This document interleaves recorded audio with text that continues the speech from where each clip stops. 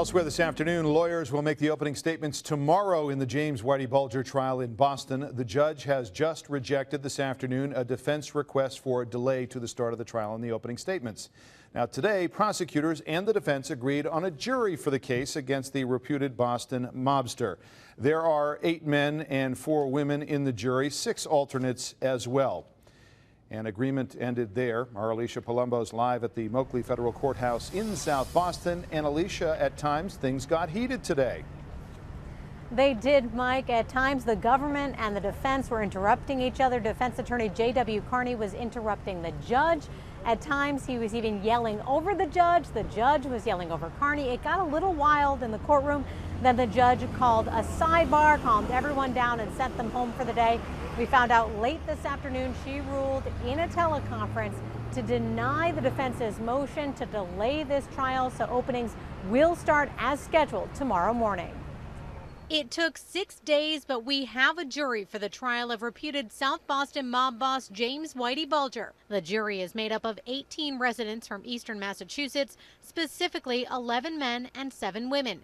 12 jurors will actually decide on Bulger's guilt or innocence, while the remaining 6 alternates are there in case any of the first 12 are removed from service during the trial. The jury selection process went very smoothly, and all of us are very grateful to the people who have made the sacrifice to give up time from their personal and professional lives to serve on this jury. Defense attorney J.W. Carney may have been calm outside court, but things got pretty heated between him, AUSA Fred Wyshak, and U.S. District Court Judge Denise Casper in an afternoon hearing.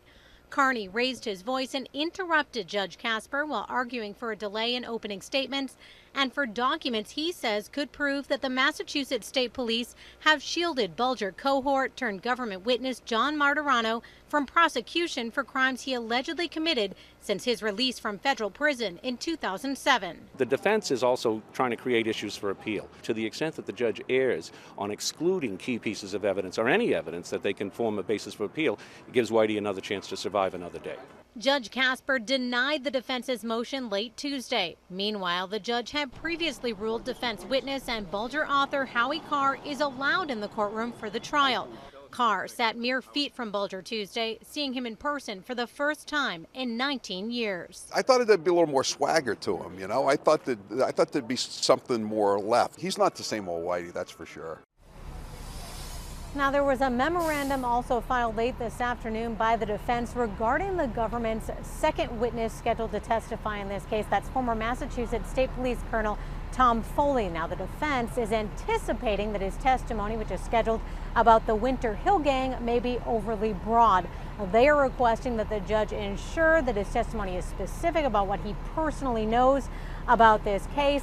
And they also caution they're going to be filing similar motions like this if there are similar witnesses on the government witness list. So we should anticipate some of these last-minute motions being filed as this trial progresses. Mike? Boy, Judge Casper has her hands full. Alysha, thanks for the update.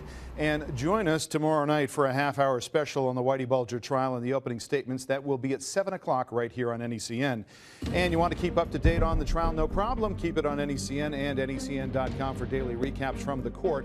And you can also see Alysha Palumbo's live updates from inside the courtroom. She's on Twitter at Alysha NECN.